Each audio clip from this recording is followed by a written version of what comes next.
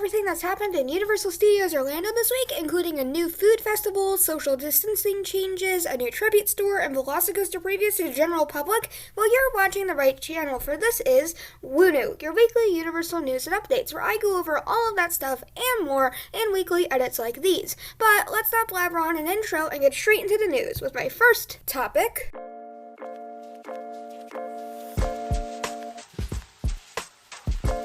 General news, where we're talking about what arguably is some of the biggest news that I've had on my channel in quite a while, VelociCoaster previews.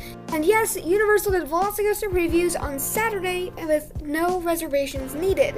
The wait was a constant 75 minutes, but they were pulsing the attraction and this was unannounced. So the wait time has to do with two things, and it'll probably be a lot longer without these things. The first is that this was not announced to the public, it just happened. And the second one is that they were pulsing people in and out, so they weren't allowing a constant flow of people in. They were letting people in, letting them go through the queue, then letting more people in. Also, the ride would temporarily go down and then restart, and this has a lot to do with how many people were on it, so it makes a lot of sense. It's their first time operating it to the general public, so it's gonna go down once or twice. Plus, Single Rider was also opened during the technical rehearsals. The queue for Single Rider has its own locker, however it skips the digital windows and Raptor grooming stands and instead goes straight to the unseen preview. Now this is unseen because recording is not allowed here, and then it goes to the ride. While these previews were happening, the coaster was estimated to be running 1,440 riders an hour, which is actually super good for a technical rehearsal. Plus, the crowds forced the extended queue to be used, which gives us great views of the fan-deemed Mosasaurus roll. Also, the next day, guests would wait for more previews, and they would get them, as they happened on Saturday and they capped out at 105 minutes in wait time. And this is also with pulsing, keep that in mind. Plus, they would happen the next day, on Sunday, and wait times capped at around 75 minutes for this one, which probably means they just changed it the way they were doing pulsing, or had to do with the fact that it was Mother's Day. Also, Universal changed their health and safety guidelines. This reduces social distancing markers down to 3 feet, and it removes temperature checks. This has become active on Thursday. Now, with temperature checks gone, hand sanitizer stands and the fences were left where the checks used to be. However, the people who were taking your temperature are no longer there. Plus, a new safety protocol announcement is played in the hub. The main thing that changed is that it states the 3-foot social distancing rule, which was put into action that day, which you can hear here. Resort. Here's some important information for your visit. We ask that all guests and team members comply with the following. Everyone is required to wear face covering during their visit. You must practice social distancing and keep at least 3 feet or 1 meter between your travel party and others. Remember to wash your hands with soap and water often for at least 20 seconds. We appreciate your cooperation and understanding. Also, smaller signs were placed next to the U-Rest signs, which are currently covered in a black tarp, and they state the new distancing rules, which makes a lot of sense because this is throughout the entire park, so they need to put it everywhere, and I'm sure they're going to update the bigger signs soon. Also, some tables are closer together now, which makes sense with less social distancing, especially in U-Rest areas. So back to the VelociCoaster, some lore was released for this coaster. It states that this takes right before the first Jurassic World movie, while the Indominus is in creation, which is when they are waiting to make more teeth. They make a carnivore attraction with the Raptor Pack. This is what the VelociCoaster is intended to be, which actually ties it together a lot. Ms. Ronnie asked for more teeth, and that's exactly what they're doing while they're waiting for the bigger, more teeth, which means that this was actually kind of canon to the storyline. I mean, it doesn't matter a ton now, because Jurassic World's story is a lot in the past in the canon world. However, it adds some fun details to it. Also, a private event was held at the coaster on Monday, the VelociCoaster, just to be specific. We don't really know what the event was for, but some lucky people got to ride it on their own. So some good news, Universal opened 100 plus customer service jobs for its call center. They have part and full-time positions that will become available, and they had a amount that they would give you when you got the job. I didn't record that, so I'm not sure what the amount is, but I know it was pretty good. So if you want a job at Universal in their calling center, this is going to be a really good time to try to get one. Also, Hulk's single rider line reopened, and not in its traditional way. At the metal detectors, single rider guests would split off from the normal ride into a single rider queue. It was also said that accommodations could be made for guests that did not want to ride with another party. And this is really interesting because there is a single rider line right at the entrance. However, I can tell you from experience, I have had to go this way for single rider before, so it's not like some crazy new thing. It's how they've been doing it every now and then, and that's just how they're doing it now. They now seat like they did previously on the Hulk coaster. Smaller parties are seated together and every row is seated. This makes the queue go a lot faster and a lot more people get to go on the ride, which is really good. And in COVID scenario, it's not as good. However, a lot of people are being vaccinated, so hopefully COVID won't be jumping on people because of this. Also, Gringotts took the same rider approach as Hulk, seating every row and all of those things, which is fun. Men in Black single rider line also returned, which is amazing. Single rider is returning to the parks, which is something that we've been wanting for a while, and it's good that it's come back because it's extremely useful for trying to get on more rides in your day because the line will be a lot shorter. Also, Revenge of the Mummy restarted their single rider line, but closed it near the end of the day because of how many people were in it. Now, I'm sure that this reopened the next day, and it's just another addition to the rides that now have single rider lines on them because everything's kind of getting back to normal, at least according to Universal. Also, Hollywood Riptide Rocket's single rider opened on Sunday, but closed due to the ride having such a short wait time, which actually makes a lot of sense because if it has a 15-minute wait time. If it has a 15-minute wait time, there's gonna be no need to have a single rider line to make the ride short. Finally, show started seating people in every row, which makes a lot of sense. Now, this is Shrek and the Born Centacular. And when I say finally, I mean finally for seating arrangements, whereas now we can look into some smaller things in this topic. The first one being the DNA sequencing, dinosaur search, and You Bet Jurassic interactive features reopened in the Discovery Center. Now, I don't know if this is for the VelociCoaster or they closed because of the VelociCoaster or closed because they're interactive elements, but they reopened, so these are back here. Now, the hatchery is not open yet, and I think that's a bit too hands-on. However, hopefully we'll see it returning soon. Finally, the beads were removed from the bead tree, the Mardi Gras bead tree. Now, if you don't know what the bead tree is, it's a tree that people throw their Mardi Gras beads onto on the way out of Mardi Gras, and it gets covered and covered and covered. However, the beads have been removed from it this time. Now, I'm just telling you, if you don't know what the bead tree is, you might want to watch out around Universal fans, because, funny enough, this is more iconic for Universal than some of their things that they intended to be there. However, this is now tradition. I've seen the bead tree myself, and sometimes you can see it when it's not even around Mardi Gras time. However, they cleaned it off this time. So the bead tree is no more. However, I can tell you it's going to have a lot more beads on it next year, and it's also probably good for the tree to not have like 500 pounds of beads on it. So that is a huge topic with a ton of huge things. However, I haven't gone over everything that I talked about in my intro, and I'm gonna do that. And I think that the best way to do that is to go straight into my next topic.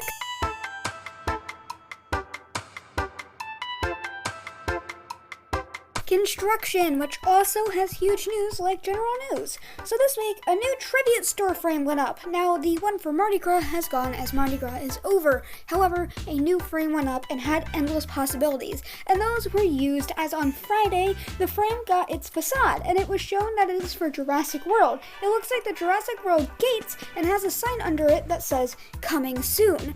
I am so excited for this. If this is as highly themed as other tribute stores, this is going to be some of the best. I am amazingly excited for this. If you know me, you know that Jurassic World is one of my favorite movie series that Universal has made, and I'm so excited to see how this comes out. Also, this probably has to do something with the VelociCoaster opening, as it is themed to the Jurassic World franchise. Also, on Wednesday, in preparation for the 3-foot social distance changes, 3-foot social distancing markers were placed. And on Thursday, signs changed to say that distancing needs to be 3 feet. Plus, physical distancing markers in lines shrunk to 3 feet apart in cues like the Mummy and Shrek. Additionally, social distancing markers were removed from the parking garage and nothing replaced them. Adding on to this, more distancing markers were made to be 3-part away on Thursday, and use other fountain signs are removed from water fountains and sinks. So away from social distancing, the barricades around the T-Rex photo op have been replaced with rope. And also in Isla Nublar, barricades were set up leading to the VelociCoaster entrance, which was for the previews that happened this week.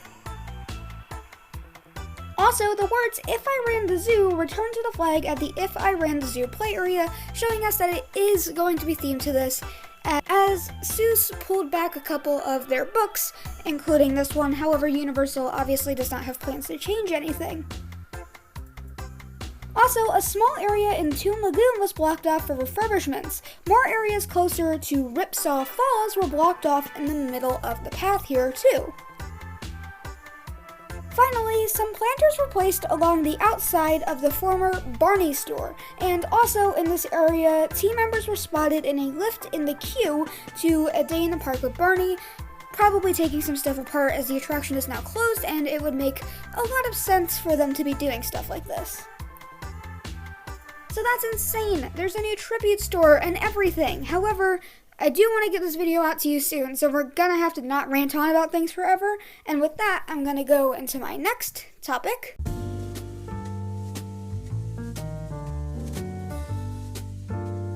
Food and restaurants, where I have yum yum for your tum tum, and I have no clue why I'm saying that, I just don't know how to start this topic. So this week, the Trinidad and Tobago truck from the Mardi Gras stayed open, and moved to where a old hot dog stand used to be in San Francisco. The old hot dog stand is now gone, and I don't believe it's coming back. However, it always can, you never know with Universal. Now for what you've probably been waiting for, food booths for unknown reasons were set up by Transformers in what I believe is called Battery Park, and by Mel's Drive-In. 2 food trucks also parked in San Francisco with cash registers and temporary queues next to them. On Friday, menus will be placed on one of the trucks and by the food stands by Transformers. The truck has a pressed Cuban sandwich, a beef empanada. It also has a Cigar City J.L.A. Dogfish Head Sea Quench, Corona Extra, Mango White Claw, bottled soda, and bottled water. The stand by Transformers has estos asados, esquitas asados, arepas, caxinas, and pineapple or watermelon fruit cups. The stand also has manganadas, chipasis de fuego, ansafrescas, scorfenorder, Dogfish Head Sea Quench, Mango White Claw, Corona Extra, bottled soda, and bottled water. Also, the food menu is labeled Summer Treats, hinting that this is a summer food event, which most likely has to do with the success brought by Mardi Gras. However, as you'll see later, I don't believe this is an individual event on its own. On Saturday, the menu for the truck in San Francisco was also placed. It features melts, 3-cheese classic, smoky brisket, and vegan. It also has mac and cheese, which is white cheddar and carnitas, and has sides, which is white cheddar mac and cheese and cream of tomato soup.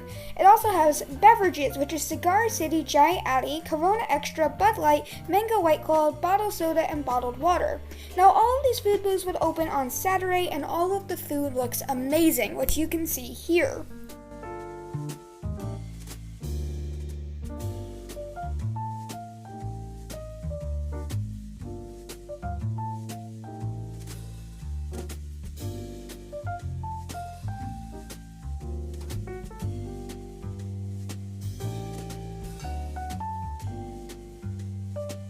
So that was a ton of amazing looking food. However, we can see some news on a place that brings really cool themed food for my next topic.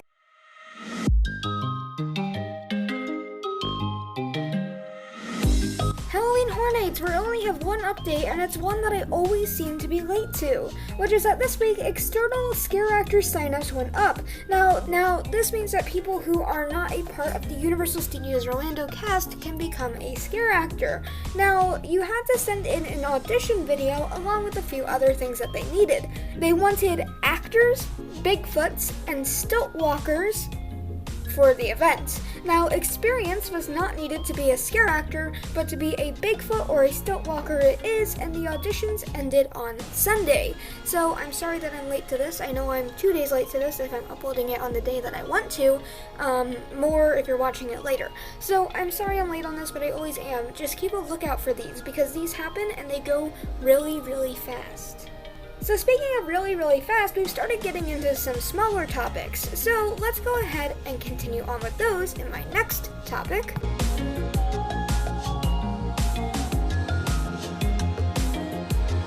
Mardi Gras, where disappointingly this is probably the last of this topic we'll be seeing for a while, but it will be back. So, with the event over, things started getting taken away. None of the floats came out. The tribute store was closed and the facade was removed. The food booths are gone, except for the one by the bridge to Springfield for some reason. I don't know if this has to do with the summer food thing that I already went over. However, it didn't open when all the other ones did, so I'm not really sure why it's still here. However, a lot of this is gone, and as disappointing as it is, it's something that had to happen. Speaking of things that are gone, we can see another thing that has ended in my next topic.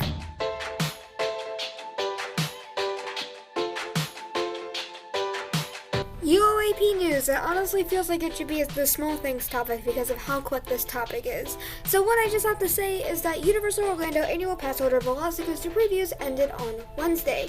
There was no more of them afterwards, however, obviously that's not that big of a deal, as the VelociCoaster previews to the general public opened 2 days later. However, they did end. So those ended, and we can see something that ended a while ago and is having stuff removed just now in my next topic.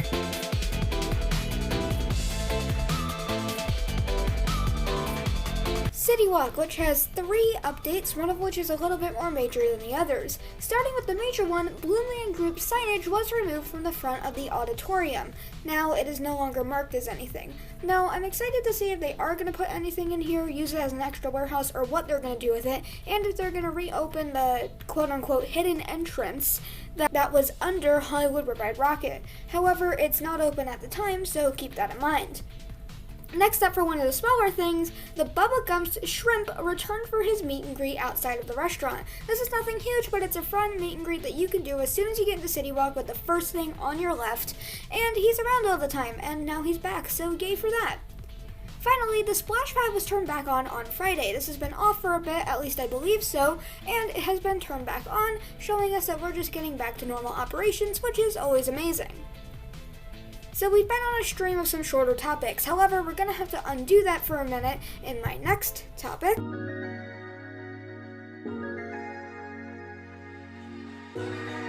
Merchandise, where this topic can be super long or super short depending on the week, and we got a little bit more on the longer side this time. So this week, a new Jurassic Park mask with bones and a red background became available, along with a red, white, and blue retro mask that is more than likely for the 4th of July.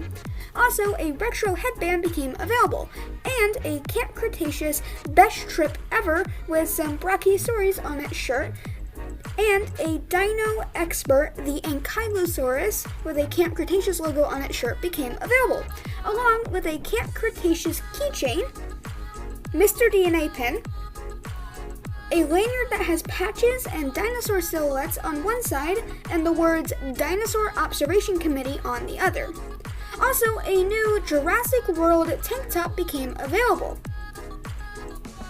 A Blue the Raptor tank top joined it, along with a T-Rex cap, and a Camp Cretaceous shirt that on the back reads, "Lead the Way." Next up, 2 new Mr. DNA mugs and a pair of socks became available. As for the online store, a Birdie Bots Every Flavor Beam and Chocolate Frog Keepsake, Fluffy Unicorn Sequence Journal, shirt, front tie shirt, tumbler, ribbon keychain, heart charm keychain, pom-pom keychain, glitter cap, mini backpack, wallet, lunch bag, drawstring backpack, fanny pack, 2 sequin shirts, athletic pants, hoodie, and playing cards became available. Also, performance-tied shirts for all 4 houses, mesh caps for all 4 houses became available too, along with VelociCoaster socks, which were added along with those to the online store. Next up, U-Design kiosks added pet-themed magnets, being Dog Mom, Dog Dad, Cat Dad, I love my cat in pink, and I love my dog in blue and pink. New character logo-themed cooling towels also became available. Plus, VelociCoaster merch made its way into the main store in Universal Studios Florida Park, which is really fun as it's now not only in Islands of Adventure. So those are all the major things I found in the parks this week. However, I did also find a smaller thing, which you can see here, which is that the Velociraptor at the entrance to the VelociCoaster's gift shop in the visitor center had its toes painted. Now, I know that this really doesn't mean anything. The raptor basically just got a pedicure. However, you can now see that it had its toes painted, which is really fun, I guess. It's a fun little detail, and I'm happy I got to report on it. So that's everything that I could find in Universal Studios Orlando this week, and let me tell you, if you've made it this far in the video, I'm impressed. This video is going to be over 21 minutes long by the time this outro is finished, and you did a really good job getting through the entire thing. So thank you so much for watching. Leave a like and or subscribe if you like the content and find it useful, and I'm going to stop this now and say, this is Wuno, signing off.